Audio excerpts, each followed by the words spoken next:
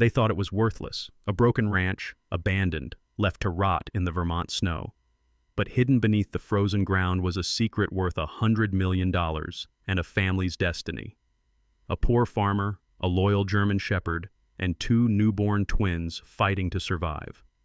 What happened next will restore your faith in miracles. Before we begin, tell me where you're watching from. Drop your country in the comments. I want to see how far this story travels. And if you believe in second chances, if you believe family is the greatest treasure of all, hit that subscribe button, because this story will stay in your heart forever. The wind howled like a wounded animal through the valleys of Vermont, driving snow in sheets so thick the small town of Maple Hollow seemed swallowed whole by white. The blizzard was the kind of storm that silenced everything. No wagons on the road, no voices in the street, only the mournful creak of pine trees bending under ice. Vermont winters were unforgiving, and this one pressed especially hard against the hearts of those who had little.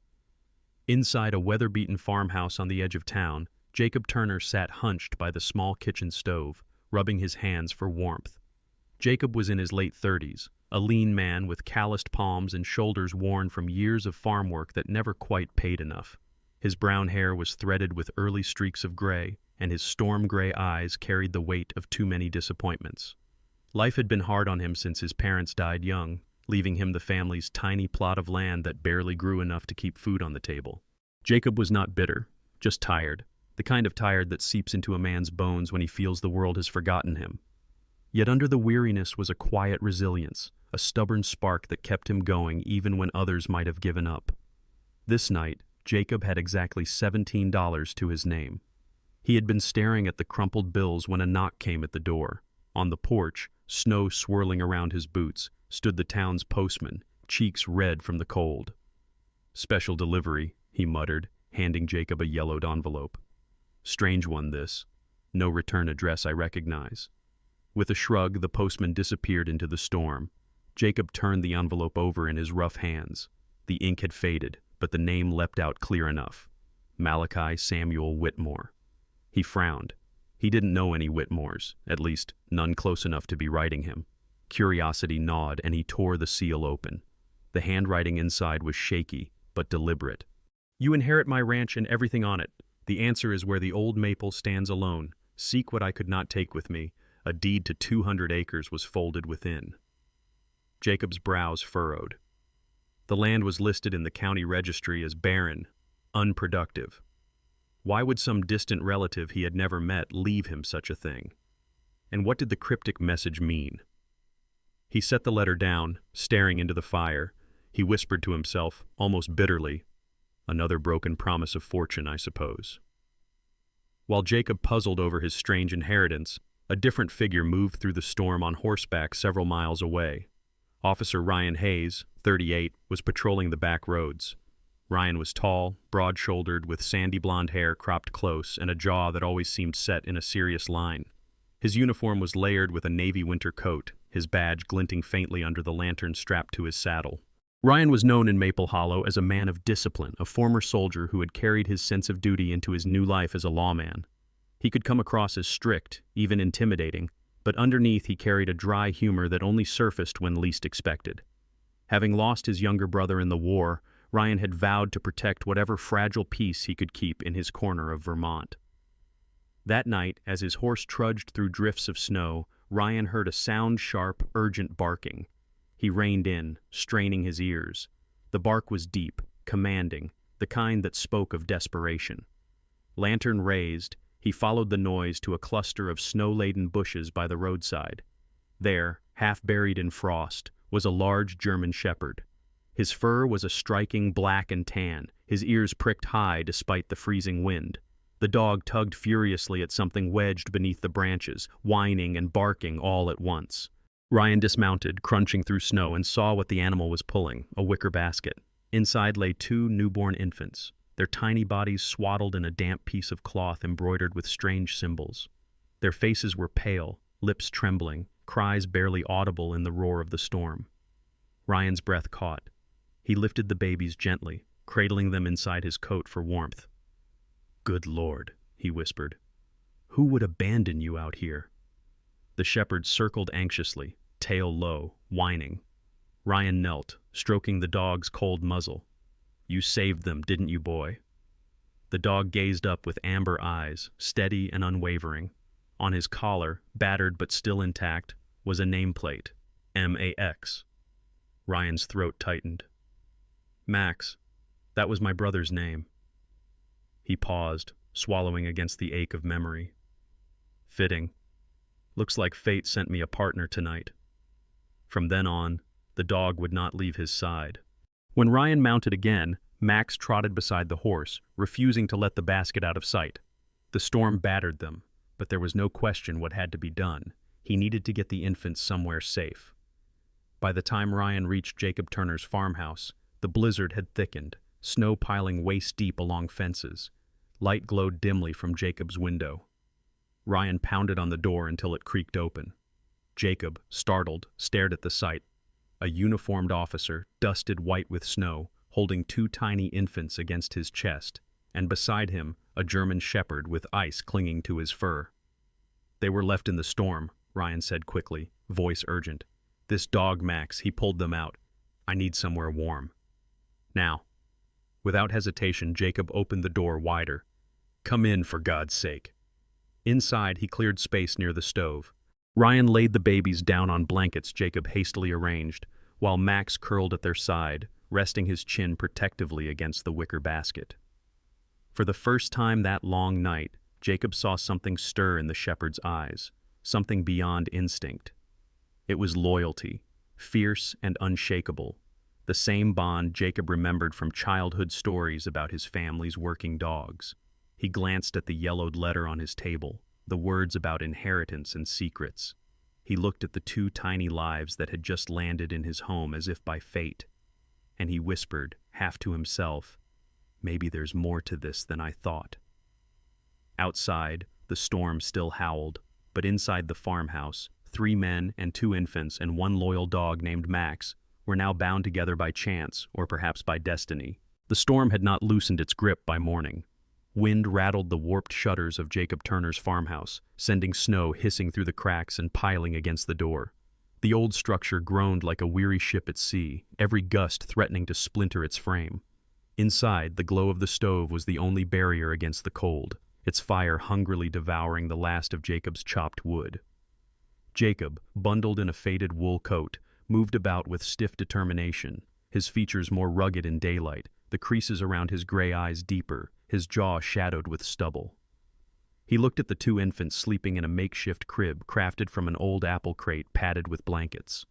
Their tiny chests rose and fell with fragile rhythm, steam clouds puffing from their mouths in the chill air. Ryan Hayes, standing awkwardly near the stove, was not used to such domestic scenes. The 38-year-old officer had fought in battles overseas and faced down armed criminals, but now he was confronted with a task far more intimidating: changing diapers. His tall frame seemed out of place, his broad shoulders hunched as though hoping to shrink from the responsibility. His sandy blonde hair stuck up in damp tufts where snow had melted, and his blue-gray eyes, usually sharp with vigilance, now widened with uncertainty as he fumbled with safety pins and cloth. When the baby in his arms, a squirming Emma wailed, Ryan muttered under his breath, "I've handled grenades with steadier hands than this." Jacob, leaning against the stove, barked out a laugh that startled even himself. It had been a long time since he'd found anything funny. Max lay on the floor near the crate, his thick black and tan coat dusted with melted snow. The German shepherd was around 8 years old, muscles still strong but with faint signs of age, a few white hairs on his muzzle, a scar near his right flank.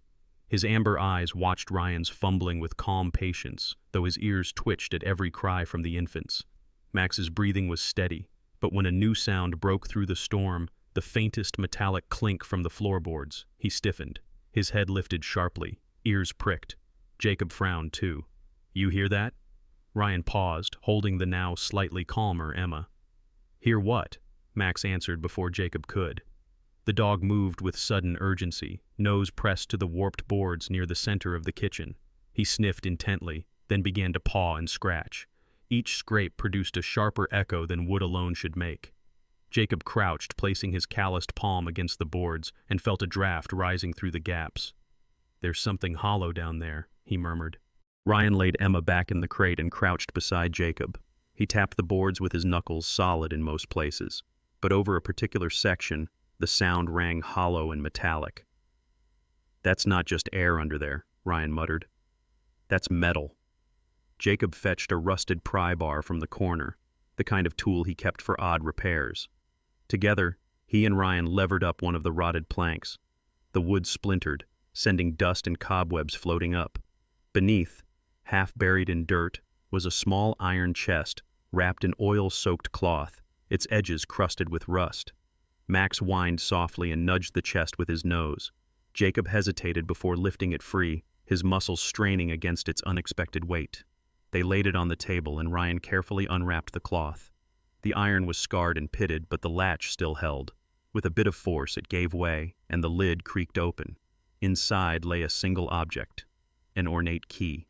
It was heavier than any key Jacob had ever held, forged of dark metal that shimmered faintly in the firelight. Tiny engravings spiraled along its shaft symbols, almost identical to those stitched into the cloth that had swaddled the twins. Jacob's breath caught, and he glanced at the babies as though they might hold the answers. Ryan studied the key with a soldier's suspicion. "That's no door key. That looks like it was made for something old and important." Jacob turned it over in his hands, the weight undeniable. "Samuel's letter said the old maple. Maybe this is what he meant us to find." The silence that followed was broken by a small sneeze from Ella, followed by a soft giggle. Ryan let out a long sigh, rubbing the back of his neck. "Guess we're in deeper than I thought. First storm, then babies, now hidden keys. What's next, buried treasure?" Jacob smirked faintly. "You don't believe in buried treasure?" Ryan shook his head. "I believe in criminals trying to take what isn't theirs, and something tells me this key could bring exactly that kind of trouble." As if to punctuate his words, Max gave a low growl, his gaze fixed on the window where the storm rattled the panes. Jacob crossed the room and peered outside. For a moment, he thought he saw a shadow move against the whiteness, someone lingering beyond the tree line. But when he blinked, it was gone, only swirling snow remaining. He shivered, unsure if it was the cold or a premonition. They sat again by the fire, the chest on the table between them. Ryan leaned back in the chair, finally letting his dry humor show. "For the record, if you ever tell anyone you saw me botch a diaper change, I'll deny it." Jacob chuckled, surprising himself once more. "Your secret's safe. But I'll admit, I didn't think the sight of a lawman wrestling with a baby blanket would be the highlight of my week." Max huffed, resting his head on his paws, as if reminding them that the real discovery of the night had been his. The key glinted on the table, waiting, promising secrets yet to be uncovered. And in the tiny crate, Emma and Ella slept peacefully, oblivious to the storm outside or the mysteries that now circled their new guardians. The storm had quieted into a steady flurry by the following evening, leaving the Turner farmhouse surrounded by a landscape of white. The drifts piled high against the old fence posts, and the skeletal branches of the maple trees swayed under their icy burden. Inside, the air still smelled faintly of smoke and damp wool. Jacob Turner had done his best to keep the fire alive, but the pile of firewood was thinning too quickly. Every time he added a log, he wondered how long the winter would let them hold on. Ryan Hayes stood by the window, lantern in hand, watching the snowfall blur the horizon. His tall frame cut a serious figure against the glow, but his expression was not entirely grim. There was a spark of reluctant curiosity in his gray-blue eyes. He had signed on to patrol farmland for bootleggers and petty thieves, not to stumble across infants in the snow, hidden keys, and whispered legacies. Still, some part of him felt that fate had put him exactly where he was meant to be. Max, the German shepherd, padded across the creaking floorboards. The black and tan coat that had once glistened now looked dull from melted snow, but his amber eyes were sharp as ever. He stationed himself near the crate where Emma and Ella lay bundled together, occasionally nosing the blankets closer when they shifted in their sleep. His body language was protective, but calm. If Jacob was the caretaker and Ryan the watchman, Max had taken on the role of guardian without being asked. Jacob was upstairs, rummaging through the bedroom that had once belonged to his late Uncle Samuel. The room smelled of cedar and dust, as though it had been sealed for decades. He pushed open a warped dresser drawer, finding only moth-eaten shirts and a rusted pocket knife. He was about to give up when the floor creaked beneath his weight in a way that sounded different hollow, like the kitchen had the night before. Kneeling, Jacob pried at a loose plank until it gave way, revealing a shallow cavity. Inside lay a leather-bound journal, its surface cracked with age, the corners stained. Jacob carried it downstairs, dust motes trailing after him like faint ghosts. Ryan looked up from the window. "What have you got there?" "A piece of him," Jacob replied quietly. He set the journal on the table beside the iron key, then sat, his calloused hands trembling slightly as he undid the clasp. The first page was inscribed with steady handwriting. Samuel Whitmore, 1865. Jacob began to read aloud, his voice low but resonant in the small room. Samuel wrote of travels across the states, of buying coins from miners, merchants, even from soldiers who carried foreign currency after the war. His passion had been more than collecting. He believed he was preserving history, one piece at a time. Over 4 decades, the collection had grown until its value reached what he described as a sum beyond reckoning. Hundreds of thousands then, hundreds of millions now. Ryan whistled, leaning against the doorframe. "Hundreds of millions? You're telling me this place we're sitting in is worth more than all of Maple Hollow put together?" Jacob ignored the remark, flipping through the entries until he stopped short. A page bore a familiar design, a looping pattern identical to the embroidery on the cloth that had wrapped Emma and Ella. The symbol was drawn repeatedly in Samuel's hand, sometimes annotated with dates. Under one sketch, a line read, "Only blood-bound may open what I have hidden. Only heirs of my line shall inherit my legacy." Jacob's face drained of color. He turned the journal toward Ryan. "Do you see that?" Ryan squinted. "Looks like the same pattern as on the baby's cloth." "You're saying—" "They're his," Jacob whispered, glancing at the crate where the twins stirred. "They're Samuel's blood. His heirs." For a long moment, silence held the room, broken only by the crackle of fire. Then Ryan chuckled dryly, shaking his head. "This is starting to feel like one of those dime novel detective stories. First the key, now secret heirs. If tomorrow we stumble across a treasure map sketched in pencil, I'm turning in my badge." Jacob couldn't help but smile faintly, despite the weight of the discovery. "You laugh, but he meant it. He didn't just leave land to me, he left them something bigger." Max let out a low woof, as though agreeing. He moved closer to the table, resting his head on Jacob's knee, eyes flicking between the journal and the babies. Jacob kept reading. The later entries turned darker. Samuel wrote of paranoia, of shadowy figures he believed were tracking his acquisitions. He mentioned a man named Victor Collins, a dealer with sharp suits and sharper lies. Samuel warned that Collins sought the collection not for history, but for greed, and would stop at nothing. Ryan's jaw tightened. He knew the name.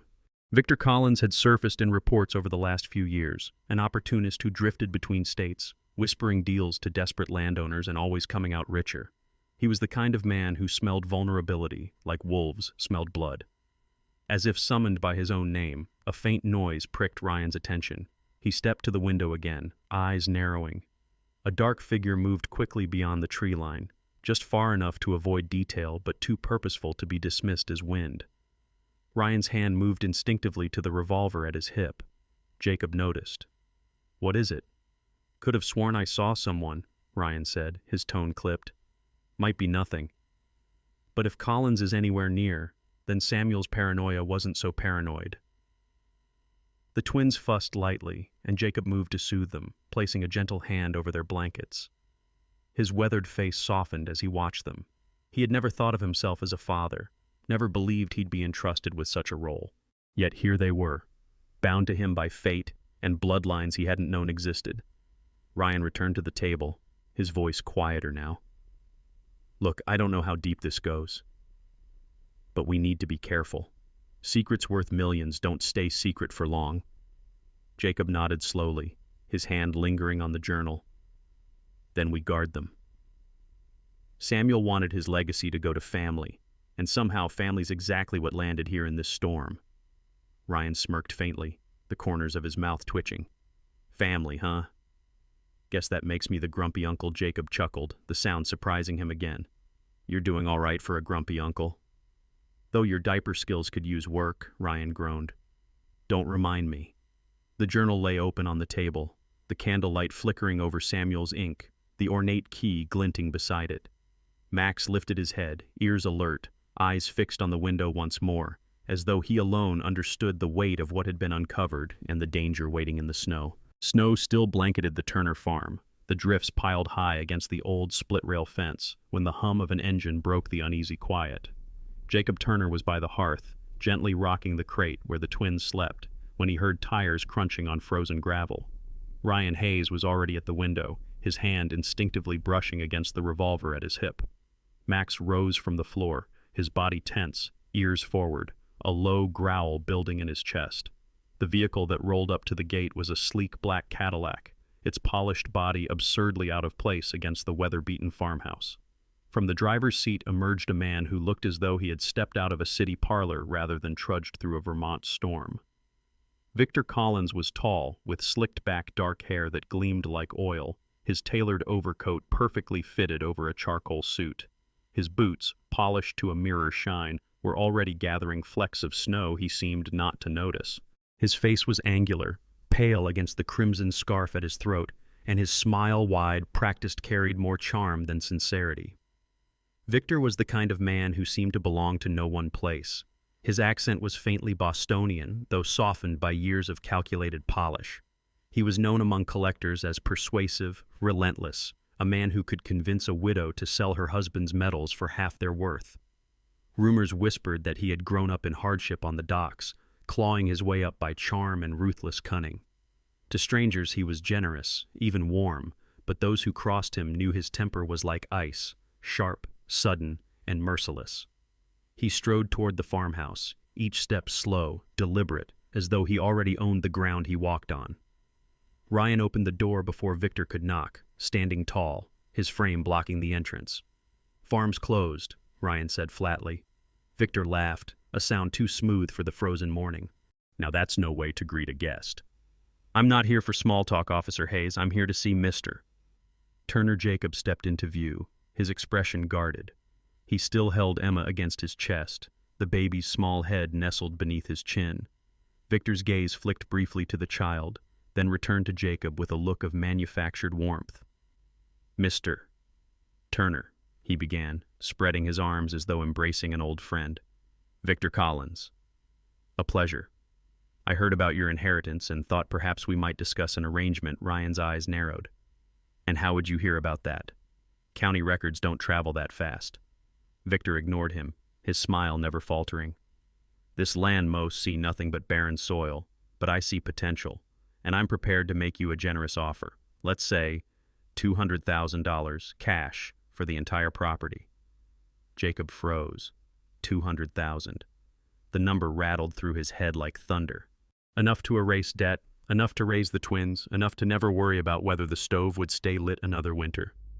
For a man who had counted coins before buying bread, it was an unimaginable fortune.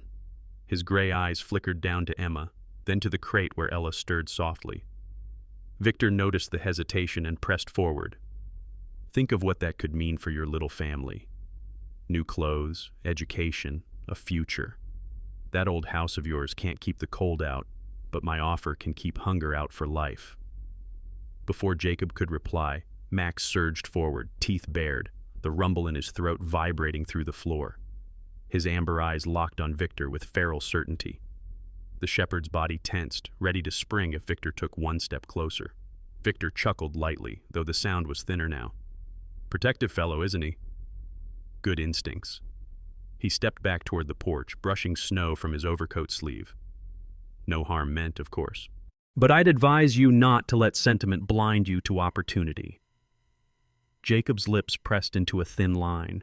He could feel temptation clawing inside him, the image of a safe future flashing before his eyes. Yet beneath it came something deeper, heavier. Samuel's words, the weight of the key, the markings on the baby's cloth. There was meaning here, not just money. Then Emma stirred in his arms, her tiny mouth forming a sound fragile but clear. "Pa, Pa." Jacob's heart slammed against his chest. His throat tightened as he looked down at her, the innocence in her eyes piercing through the fog of temptation. She was not his by blood, but in that instant she might as well have been. She had called him father, and in that single syllable lay both trust and responsibility. Jacob lifted his chin, his voice steady. "This land isn't for sale, Mr. Collins Victor's smile faltered, just for a fraction of a second, before returning sharper, thinner. A shame. Opportunities like this don't come twice. He glanced at Ryan, his eyes lingering with a flicker of disdain, then at Max, still snarling low. Enjoy your inheritance, gentlemen. But remember, fortune has a way of slipping through calloused fingers. With that, he turned on his polished heel, striding back to the Cadillac. The engine roared to life, and the sleek car disappeared into the snow-laden road, leaving only the echo of its departure. Inside, silence settled again. Ryan exhaled slowly, his hand relaxing from the grip of his revolver. You see? Men like that don't buy land to plant corn. He knows something, and if he's sniffing around here, others might be too. Jacob nodded, still holding Emma close. The words she had spoken echoed in his mind, filling him with a resolve he had not felt in years. Then we'll guard it. Whatever Samuel left, whatever this place means, it's not just dirt, it's theirs now, and I won't let him take it. Max let out a single bark, sharp and decisive, as though sealing the promise. The late afternoon sky burned a dim copper as the winter sun slid toward the horizon. The storm had passed, but the world outside the Turner farm was still hushed under heavy snow, broken only by the distant caw of crows. Inside the farmhouse, Samuel's journal lay open on the table, its brittle pages trembling in the draft. Jacob Turner traced his finger along one particular entry, written in Samuel's neat but urgent hand. At sunset, where the shadow stretches longest, there the door lies waiting. Jacob stood, his gray eyes flicking to the window where the last rays of daylight stretched long over the drifts. It's time, he said softly. His voice carried both dread and determination. Ryan Hayes adjusted his winter coat, pulling the collar higher. The 38-year-old officer had spent the last day keeping watch, his soldier's instincts prickling since Victor Collins's visit. Ryan's sandy blonde hair was damp from melted snow, his square jaw set in grim focus. If Collins is sniffing around, he won't stop at a polite offer. We move now. We move prepared. He patted the revolver at his hip, though his eyes softened as he glanced toward the crate where Emma and Ella slept. Max paced near the door, his black and tan coat bristling, ears pricked as if he understood every word. At nearly 8 years old, the German shepherd was still powerful, scarred from some old wound on his flank, but agile and keen. His nose twitched, already eager for the trail. Jacob wrapped the babies in thicker blankets and carried them next door to Martha Green, a neighbor who lived at the edge of the property. Martha was a stout woman in her late 50s, with ruddy cheeks, graying hair pulled into a bun, and eyes sharp with both suspicion and kindness. She had spent her youth running the local boarding house and had a reputation for never losing an argument. A widow of 15 years, she carried herself with the no-nonsense authority of someone who had weathered life's storms alone. When Jacob explained hurriedly, she placed her hands on her hips. You Turner men are always chasing ghosts, but leave the little ones with me. I'll keep them warmer than you keep that old stove of yours. She bundled the infants close, humming a tune as she settled them near her fire. With the twins safe, Jacob, Ryan, and Max trudged through the snow toward the lone maple at the far edge of the field. Its trunk was thick and gnarled, bark cracked with age, and its bare branches clawed the sky. As the sun dipped lower, the tree's shadow stretched long, pointing across the snow like a dark arrow. Jacob unfolded the journal again, reading Samuel's notes. 30 paces from the trunk, aligned with the shadow's edge. He measured with careful strides, Ryan following, revolver drawn just in case. Max circled the area, nose to the ground. Suddenly the dog stopped, pawing at a patch of snow where the grass beneath grew thin and uneven, soil darker than the rest. He barked once, sharp, certain. Jacob thrust his spade into the spot. The ground gave way easily, the dirt looser, disturbed long ago and packed again. They dug together, breath misting in the cold air, until Jacob's spade struck something solid with a hollow clang. Scraping away the soil, they uncovered a slab of rusted iron, the edges curved like a hatch. Ryan knelt, brushing away frost. 3 heavy locks were built into the metal, their faces scarred with age. Jacob reached for the ornate key they had found in the kitchen. His hands trembled as he slid it into one lock. With a groan of metal on metal, it turned. 1 lock open, 2 remained. Jacob's heart pounded. The journal said heirs of blood, Ryan frowned, which means the twins. He shook his head, lips pressed tight. We're not dragging them out here in the cold. We'll figure another way. Before Jacob could answer, Max's ears shot up. His body stiffened, head snapping toward the tree line. A second later, Ryan heard it too. The crunch of heavy boots on snow, the low murmur of men's voices. Then an unmistakable sound, the click of a rifle being cocked. Shadows moved between the trees. Victor Collins emerged first, his dark coat immaculate despite the snow, crimson scarf blazing against the pale world. His slicked-back hair gleamed even in the fading light. Behind him came three men, broad-shouldered, rough-faced, their coats mismatched and worn, rifles slung casually in their hands. One had a scar running down his cheek, another was missing two fingers, the third squinted as though one eye was near blind. They were the kind of men who lived in shadows, hired muscle bought with coin and promises. Victor's smile spread wide as he approached, though it did not reach his cold eyes. "Gentlemen," he drawled, spreading his gloved hands as though greeting friends at supper. "I couldn't help but notice you've been doing a bit of gardening.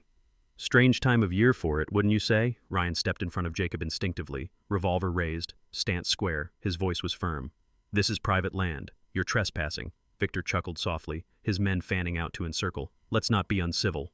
Mr. Turner, we both know what lies beneath this soil. Why waste time? You can't open it without me, and I can't open it without you."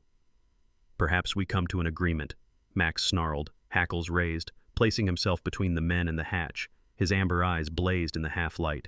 Jacob straightened, wiping sweat and dirt from his brow. "You came here following us. You've been watching since the beginning." Victor's smile thinned. "Observation is a valuable skill in my trade, and what I observe is a man with little money, standing on a fortune he doesn't understand. Think of your children. 200,000 was generous, but I'm prepared to be flexible." Jacob felt the weight of Samuel's key in his pocket. He glanced at Ryan, whose jaw was clenched, revolver unwavering. Then he looked at Max, muscles taut, ready to spring. He thought of Emma whispering, "Papa," of Ella's soft fingers clutching his shirt, and something inside him hardened. "This land isn't for sale," Jacob said. His voice was quiet but resolute. Victor's eyes narrowed, the charm fading. He snapped his fingers and his men lifted their rifles, the metallic clicks echoing like thunder under the maple's shadow. The air thickened. Snowflakes drifted lazily, catching the last glow of the dying sun, while beneath the tree, past and present collided. Jacob, Ryan, and Max stood at the threshold of Samuel's secret, the iron door yawning beneath their feet as danger closed in around them. The fading sun had vanished entirely, leaving the maple field washed in pale silver moonlight. The wind had stilled, but the air carried a heavy tension, as if the earth itself was holding its breath.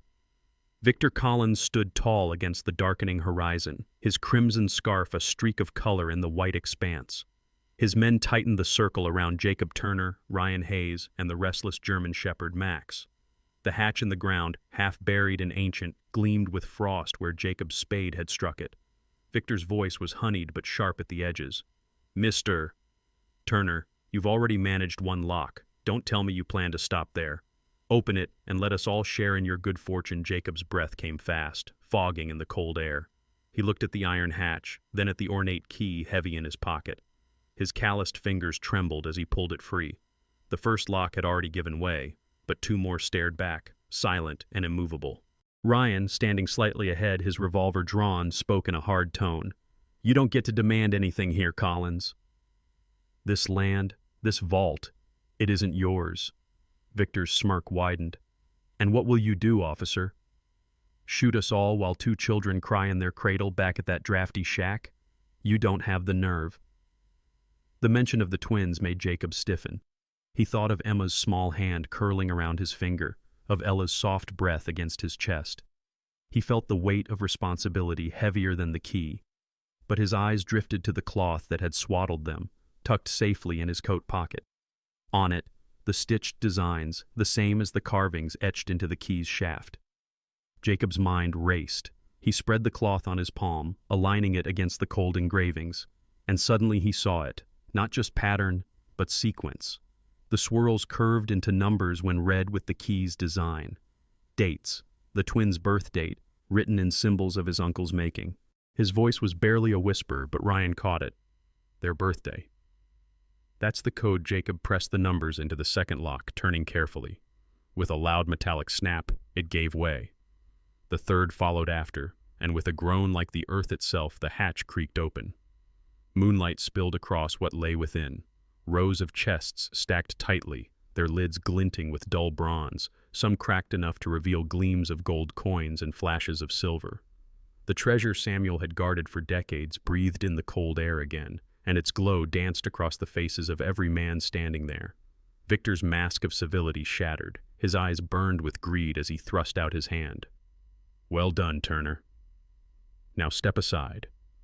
Before Jacob could move, Max launched forward with a ferocity that startled even Ryan. The shepherd struck one of Victor's men in the chest, teeth sinking into the padded coat, dragging him down into the snow. The man cursed, thrashing, but Max's powerful jaws held firm. Chaos erupted. Ryan fired a warning shot into the sky, the crack echoing through the valley, startling crows from their roosts. "Drop your weapons!" he barked, his soldier's tone leaving no room for argument. The second thug, a squat, thick-armed man with a scar bisecting his eyebrow, lifted his rifle toward Ryan. In one fluid motion, Ryan swung his revolver down, his shot tearing into the snow just inches from the man's boots. The thug froze, his face pale, his bravado draining as quickly as the heat from his breath. Victor shouted, his charm gone, his voice sharp and desperate. "Control that dog! Control him, or I'll—" But in that moment, an unexpected sound pierced the night. A baby's laugh. Emma, safe at Martha Green's house where the window had been left ajar for fresh air, had woken and giggled, the faint sound carried by the stillness. The laugh floated into Jacob's ears like a fragile bell, soft but clear. He looked at the treasure, at the men, at the violence about to break. Then he heard his daughter's laughter again in memory, recalling how she had giggled the first time Max nudged her tiny foot. Jacob almost laughed himself, half with horror, half with relief. His voice shook but steadied as he said, "You see this, Collins? My girls don't even cry at your threats. They laugh, and that laugh's worth more than every coin in this ground." Max released the thug, snapping back to Jacob's side, growl low but controlled. Ryan kept his revolver steady, eyes locked on Victor. The field was thick with tension, but it was clear the balance had shifted. Victor's polished composure faltered. For the first time, the man who had always been in control seemed uncertain. His men glanced between the snarling dog, the armed officer, and their trembling employer. The night held its breath, waiting for what would happen next. The night was heavy with silence after the shot Ryan Hayes had fired into the sky. The field around the old maple was frozen in silver light, the hatch yawning open, gold glinting faintly inside. Victor Collins' men shifted uneasily, their rifles half raised, their eyes darting between the snarling German shepherd, the officer with his revolver, and the farmer who held the key. The tension was so taut it seemed a single breath might snap it. Victor stepped forward, his polished boots crunching against the snow. The crimson scarf around his neck whipped in the icy wind, and his slicked-back hair gleamed under the moon. His pale face had lost its mask of charm. His voice, once smooth as velvet, now carried a jagged edge. "Enough games. If you won't hand it over willingly, then I'll take it." Before Ryan could react, Victor lunged and seized Jacob Turner by the arm, yanking him close. The barrel of a small pistol gleamed as Victor pressed it against Jacob's ribs. Jacob gasped, the ornate key slipping from his hand to dangle loosely by its chain. Ryan's stance tightened, revolver leveled, his storm-gray eyes locked on Victor, but his voice was measured. "Let him go, Collins." "This isn't your fight to win," Victor sneered. "Of course it is. You think this man understands what he's holding? He's a dirt farmer, officer. He'll squander it. But me? I'll turn it into power, into history. Step back, or I'll bleed him out in the snow." Max, crouched low in the drift, inched closer.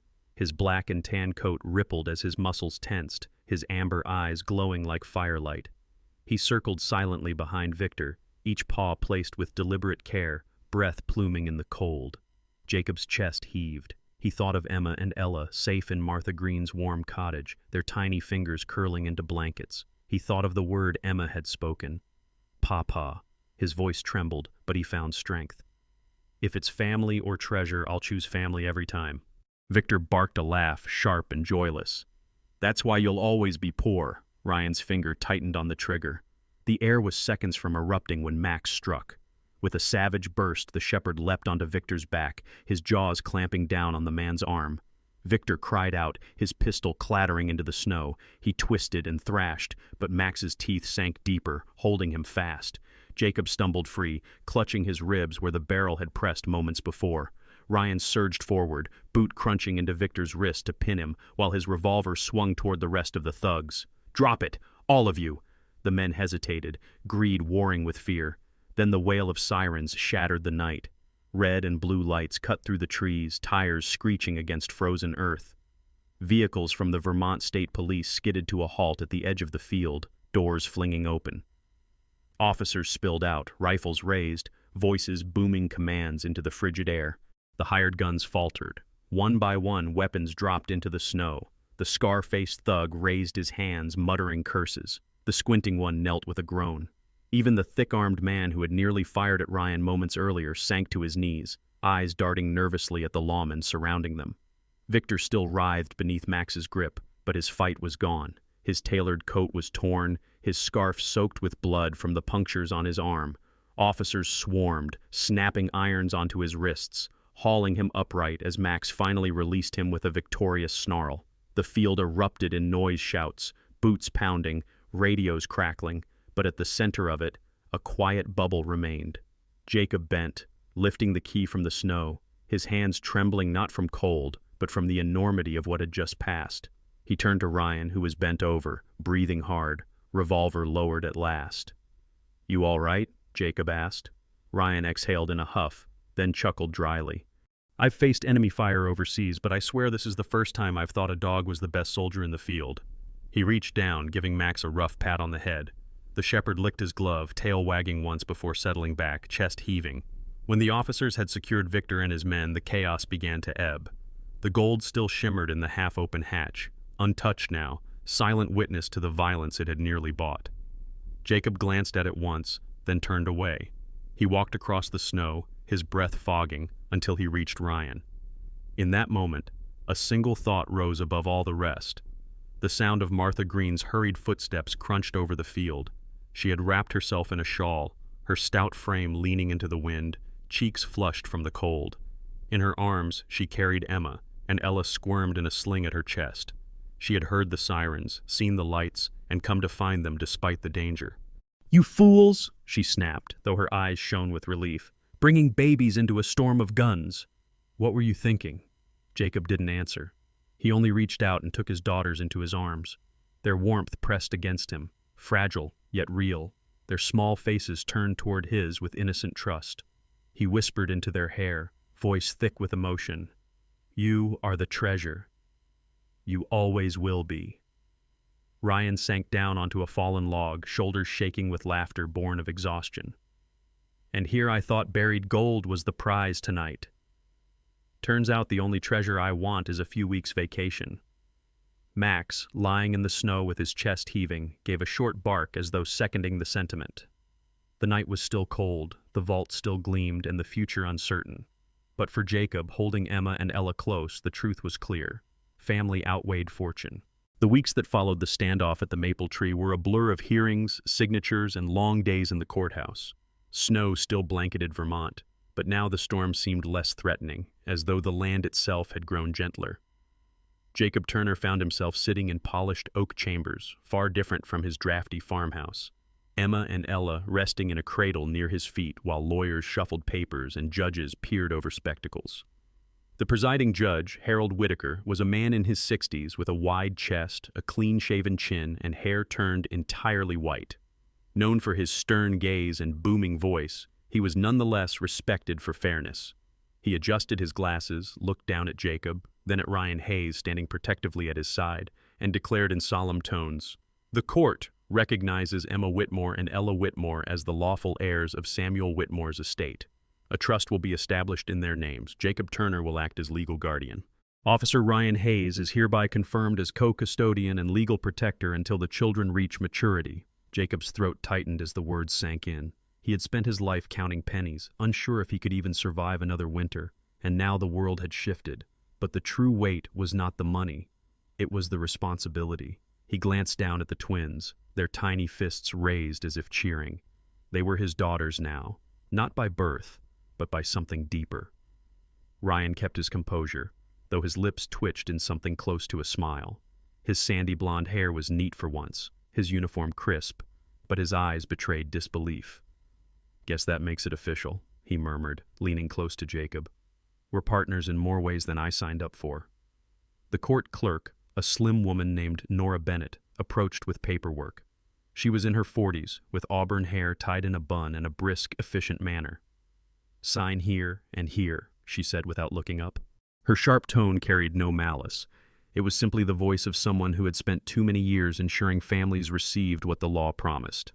Nora had grown up in poverty herself, raising 2 brothers after their parents passed, and her meticulous nature came from a lifetime of fending for others. When the signatures were inked, the trust sealed, and the documents stamped, the proceedings ended. Outside, the courthouse steps were lined with townsfolk. Word of the treasure and the storm had spread, and curiosity filled the air. Among them was Sheriff Walter Briggs, a burly man with a salt and pepper beard and a gut that spoke of too many suppers, but eyes that missed little. He clapped Ryan on the shoulder, grinning. "Never thought I'd see the day you went from chasing whiskey smugglers to raising twins. Vermont's proud of you, Hayes. And you, Turner, you've got grit." Back at the Turner farm, change came swiftly. The old house, once drafty and broken, was repaired.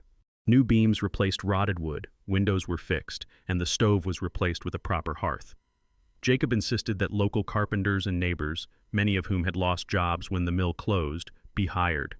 The property hummed with life, laughter, and the swing of hammers, as if Samuel's legacy was not just gold, but rebirth for the entire community. Max thrived in this new chapter.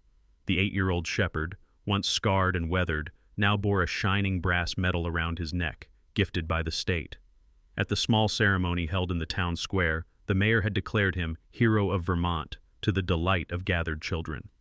Jacob had built Max his own warm room off the kitchen, with a cushioned bed, though Max still preferred curling near the twins' cradle, ears twitching at every sound. Emma and Ella, growing stronger each day, crawled after him constantly, tugging at his tail while he endured it with stoic patience. One evening, as snow melted into rivulets outside and the hearth glowed warmly, Ryan sat with one of the twins balanced awkwardly in his arms. Ella had a grip on his ear, tugging gleefully while he winced. "I used to think the battlefield was rough," Ryan muttered, earning a laugh from Jacob. "Turns out U-40 and playing babysitter is the real war zone. I swear, if anyone from my unit saw me now—" He shook his head, though the corner of his mouth betrayed amusement. Jacob, rocking Emma gently, replied with a grin, "You'll get used to it. Fatherhood has its battles, but the victories last longer." His voice softened as he added, "Family, that's the only treasure that doesn't lose its shine."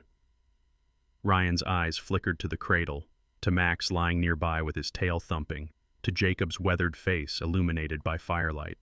For once, the restless weight he always carried seemed to lift. He leaned back, sighing. "Yeah, maybe this is the kind of fight worth staying in." The farmhouse rang with the laughter of children, the bark of a loyal dog, and the banter of 2 men bound by fate into something stronger than blood. Samuel's gold might have secured the future, but it was love and loyalty that had given it meaning.